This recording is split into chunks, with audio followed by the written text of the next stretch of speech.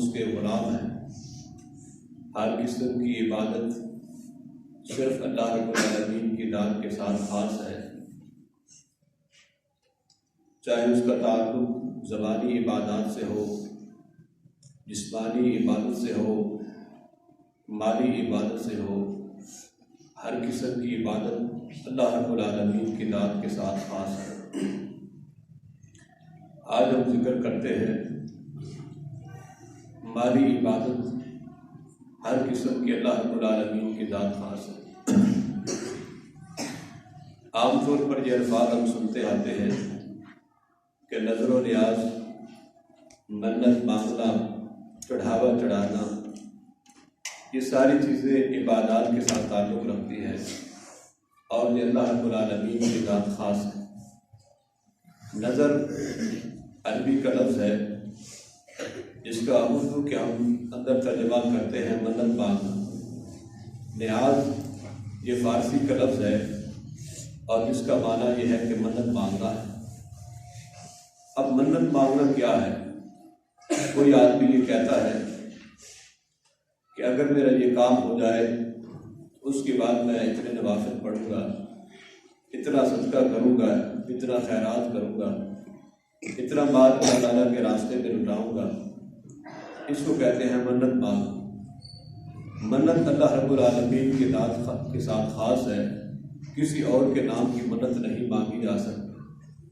آدمی کوئی کہے کہ مجھے اگر اللہ تعالیٰ نے بیٹا دیا تو فلاں دربار پر میں چادر چڑھا کر آؤں گا، یا فلاں دربار پر میں نے اتنی دیگیں دینی ہیں، تو یہ ساری چیزیں وہ ہے جو بالکل جائز نہیں ہے۔ نظر و نیاز ہو، صدقہ اور خیرات ہو، یہ اللہ رب العالمین کی ذات خاص ہے، کسی اور کے نام کا نہیں ہو سکتا۔ اسی طرح محرم کا مہینہ ہو، کچھ لوگ یہ کہتے نظر آتے ہیں کہ یہ ہم حسین رضی اللہ تعالیٰ عنہ کے نام کی نظر و نیاز دیتے ہیں۔ نہیں، منت مانگنا یہ ایک عبادت ہے اور یہ اللہ رب العالمین کے ساتھ خاص ہے، کسی اور کے علاوہ کسی اور کے نام کی ہم منت نہیں مانگ سکتے۔ اللہ رب العالمین نے قرآن کے اندر ارشاد فرمایا کہ وَجَعَلُوا لِلَّهِ مِمَّا ذَرَأَ مِنَ الْحَرْثِ وَالْأَنْعَامِ نَصِيبًا فَقَالُوا هَذَا لِلَّهِ بِزَعْمِهِمْ وَهَذَا لِشُرَكَائِنَا، کہ دور جاہلیت کے اندر ان لوگوں کا یہ عقیدہ تھا کہ کھیتی باڑی اللہ رب العالمین کی ذات اگاتی ہے، لیکن اس کے ساتھ ساتھ وہ بتوں کے نام کا حصہ ضرور نکالتے تھے، اللہ کے علاوہ ان کو بھی خوش کرتے تھے اور ان کے اوپر منت اور چڑھاوا چڑھاتے تھے۔ اللہ رب العالمین نے فرمایا کہ یہ سراسر شرک کرتے ہیں کہ اللہ رب العالمین کی ذات کے علاوہ کسی اور کے نام کا صدقہ اور خیرات نہیں ہو سکتا، کسی اور کے نام کی منت نہیں مانگی جا سکتی۔ مالی عبادت جو ہے یہ اللہ رب العالمین کی ذات کے ساتھ خاص ہے، کسی اور کے نام کا نہیں ہو سکتا۔ اسی طرح دور جاہلیت کے اندر ان کے اندر یہ بات پائی جاتی تھی کہ کچھ جانور جو ہے وہ غیر اللہ کے نام کی چھوڑ دیتے تھے، اور ان کا یہ عقیدہ ہے تھا کہ مثال کے طور پر کوئی جانور ہے، اس نے پہلی دفعہ بچہ جنا ہے، اس کے بعد آج کے بعد ہم اس کو اپنے استعمال میں نہیں لائیں گے بلکہ بتوں کے نام پر چھوڑ دیتے تھے۔ آج بھی یہ بات موجود ہے، کئی لوگ آپ ان کو دیکھیں گے کہ غیر اللہ کے نام کے جانور چھوڑتے ہیں اور گھر میں انہیں رکھے ہوتے ہیں، اور اس کے علاوہ ان جانوروں کو غیر اللہ کے نام پر وہ ذبح کر کے آتے ہیں اور ان کا چڑھاوا چڑھاتے ہیں۔ یہ ساری ایسی باتیں ہیں جو غیر شرعی ہے اور سنت کے خلاف ہے۔ مالی عبادت جو ہے وہ اللہ رب العالمین کی ذات کے ساتھ خاص ہے، کسی اور کے علاوہ نہیں ہو سکتی۔ نبی کریم صلی اللہ علیہ وسلم کو اللہ تعالیٰ نے حکم دیا فَصَلِّ لِرَبِّكَ وَانْحَرْ إِنَّ شَانِئَكَ هُوَ الْأَبْتَرُ، اے پیغمبر اپنے رب کی نام کی نماز پڑھے اور قربانی کرے۔ یعنی قربانی ایک اللہ رب العالمین کے نام کی ہو سکتی ہے، جانور جو ذبح ہوتا ہے وہ اللہ کے نام کا ہو سکتا ہے، کسی اور کے نام کا جانور ذبح کرنا، نظر و نیاز دینا، صدقہ اور خیرات کرنا، 1 روپے بھی اگر کسی اور کا نام کے انسان دیتا ہے یہ بالکل اس کے لیے جائز نہیں ہے۔ مالی عبادات جو ہے یہ اللہ رب العالمین کے نام کے ساتھ خاص ہے۔ یہاں اس بات کا میں ذکر کرتا چلوں کہ جاہلیت میں اور ہمارے ہاں ایک بات اور بھی بہت پائی جاتی ہے، جب کوئی انسان اس دنیا سے رخصت ہوتا ہے پھر ہم اس کے نام کے کئی ایک دن مناتے ہیں۔ جیسے جمعرات کا دن آ جاتا ہے، ہم جمعرات کے دن پر ان کے لیے کھانا بنانا شروع کر دیتے ہیں اور کہتے ہیں کہ فوت کی ہوئی تھی، آج جمعرات ہے، اب اس لیے کھانا تقسیم کر رہے ہیں۔ اسی طرح 40واں آتا ہے، سال کے بعد برسی آتی ہے، یہ سارے دن بنانا اور اس پر کھانا تقسیم کرنا یہ اللہ رب العالمین کے نام کے علاوہ ہے، یہ غیر اللہ کے لیے ہے، تو یہ بالکل جائز نہیں ہے۔ یہ چیز کھانا بھی اور اس چیز کو بنانا بھی اور ان کے ساتھ تعاون کرنا بھی بالکل درست نہیں ہے، یہ نبی کریم صلی اللہ علیہ وسلم کے طریقہ کے خلاف ہے، اور آج یہ معاشرے کے اندر یہ چیزیں عام ہوتی جا رہی ہیں۔ ہمارا فرض بنتا ہے کہ ہر مالی عبادت اس کا تعلق اللہ رب العالمین کی ذات کے ساتھ خاص ہے، جو اللہ نے کہہ دیا اور نبی کریم صلی اللہ علیہ وسلم نے جو فرما دیا وہی طریقہ رہے گا۔ اس کے علاوہ جو بھی طریقہ ہے وہ غیر اللہ کا طریقہ ہے، اللہ رب العالمین کا طریقہ نہیں ہے۔ اللہ رب العالمین قرآن میں ارشاد فرماتے ہیں، حرمت علیکم المیتۃ والدم ولحم الخنزیر وما اہل بہ لغیر اللہ۔ اللہ رب العالمین نے مردار کو حرام کر دیا ہے، اسی طرح خون کو حرام کر دیا ہے، خنزیر کو حرام قرار دیا ہے، اور ان کے ساتھ ذکر کیا ہے وما اہل بہ لغیر اللہ، جو اللہ رب العالمین کے نام کے علاوہ کوئی چیز ہے وہ غیر اللہ کے نام کا ہے، وہ بھی حرام ہے۔ اور اس آیت کے آخر میں کہا وما ذبح علی النصب، اور جو داستانوں پر، آستانوں پر، مزاروں پر جو چیزیں ذبح ہوتی ہے کہا وہ بھی حرام کے زمرے میں آتی ہے۔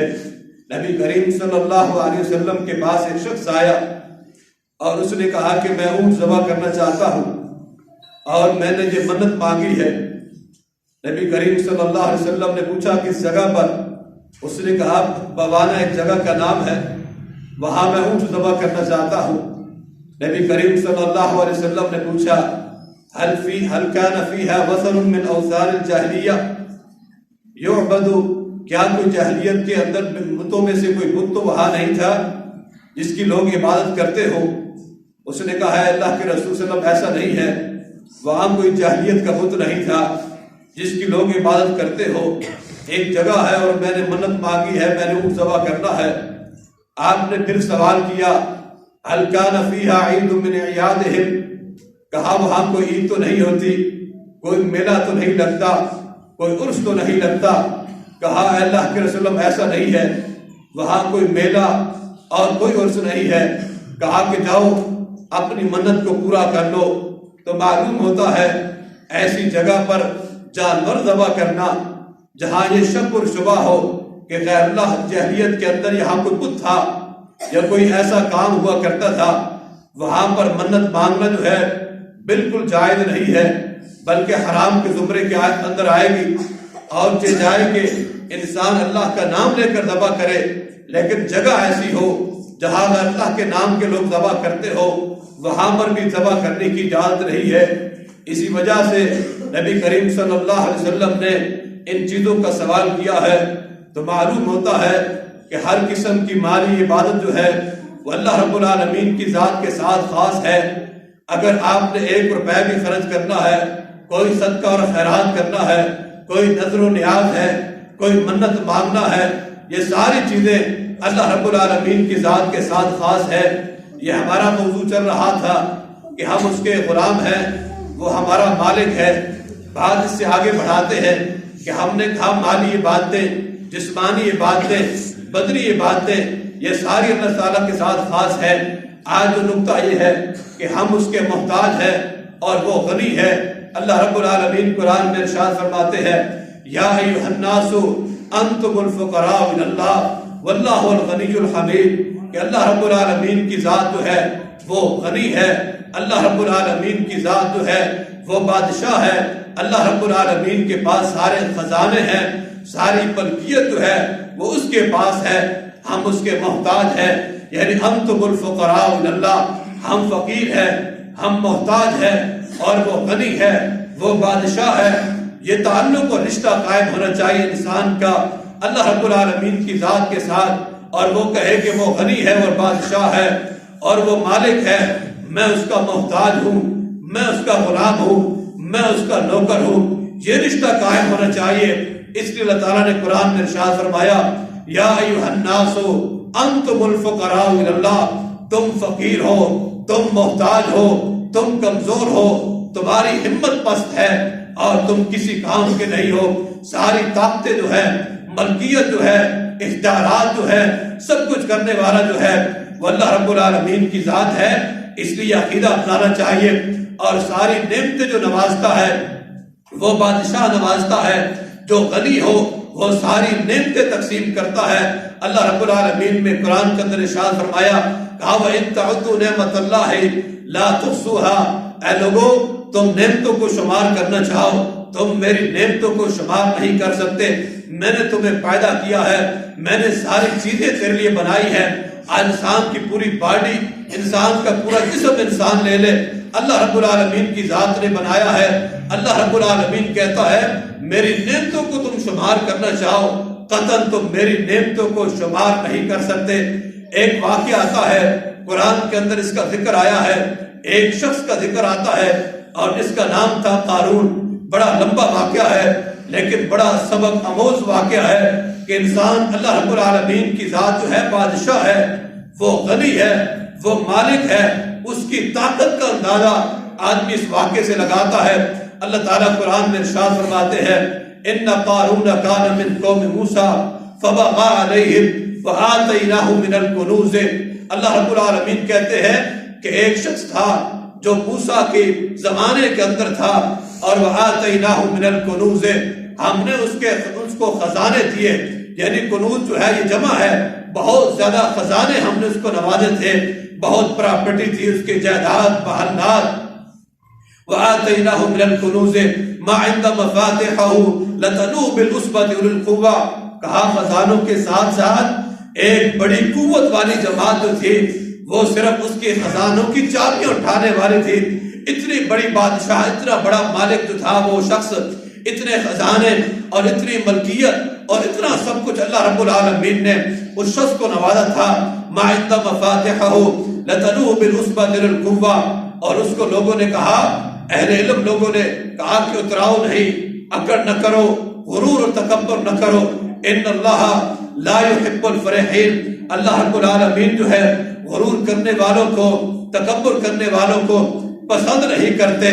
اور اس شخص کو یہی کہا کہ جب یہ شخص کے بارے میں لوگوں نے دیکھا اپنے جلال کے اندر، ہیبت کے اندر، اور اس نے آگے سے الفاظ کہے، کہا کہ انما اوتیتہ علی علم عندی، کہا کہ تم کیا کہتے ہو، میں کیوں نہ گھمنڈ کروں، کیوں نہ غرور کروں، تکبر کیوں نہ کروں؟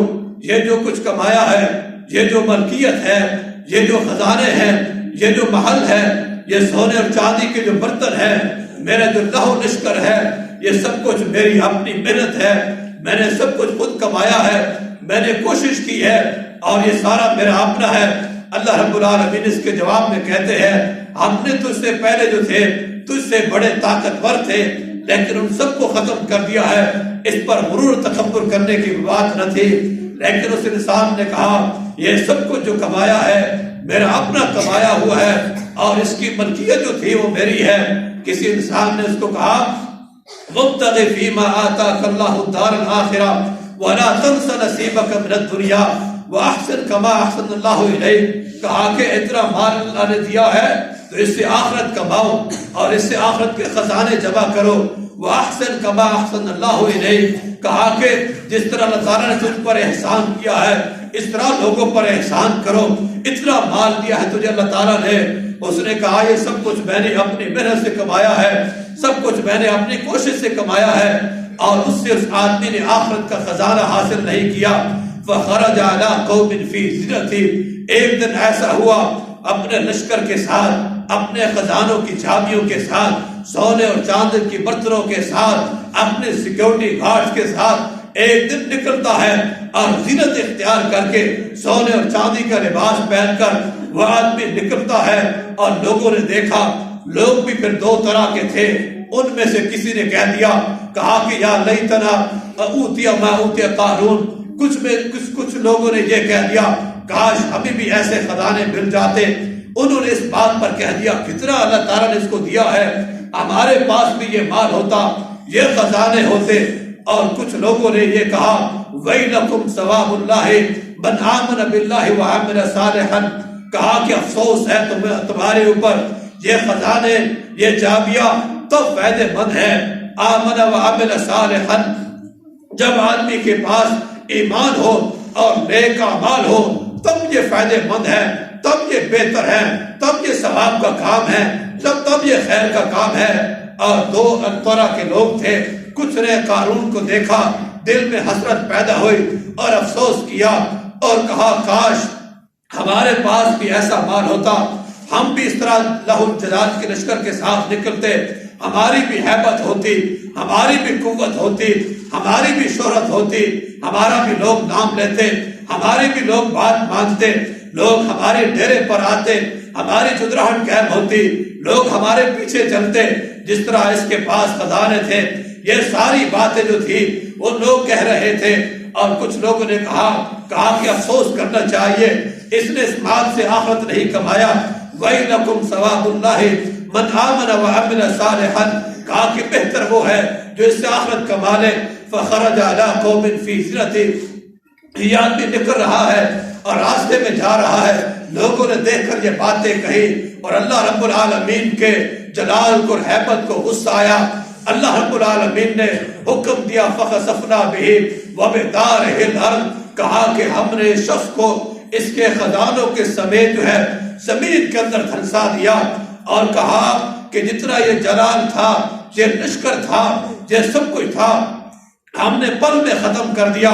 اور اس کے بعد وہی لوگ جو کہہ رہے تھے کاش ہمارے پاس یہ سامان ہوتا، وَأَصْبَحَ الَّذِينَ تَمَنَّوْا مَكَانَهُ بِالْأَمْسِ يَقُولُونَ وَيْكَأَنَّ اللَّهَ، تو صبح کے وقت وہ کہنے لگے، کہا کہ شکر ہے ہمارے ساتھ ایسا نہیں ہوا، رزق کا مالک جو ہے وہ اللہ رب العالمین کی ذات ہے، اور اللہ رب العالمین نے ہم پر احسان کیا اور ہمیں جو ہے دھنسایا نہیں ہے۔ پھر وہی آدمی جو ہے دوسری طرف پلٹ گئے۔ اللہ رب العالمین نے جب قارون کو زمین میں دھنسا دیا، بتاؤ اتنا مالک تھا خزانوں کا، چابیوں کے اس خزانے جو چابیاں جو تھی ایک جماعت اٹھانے والے تھے، اتنا مال ہونے کے باوجود بھی ایک پل نہ لگا، اللہ نے زمین میں دھنسا دیا۔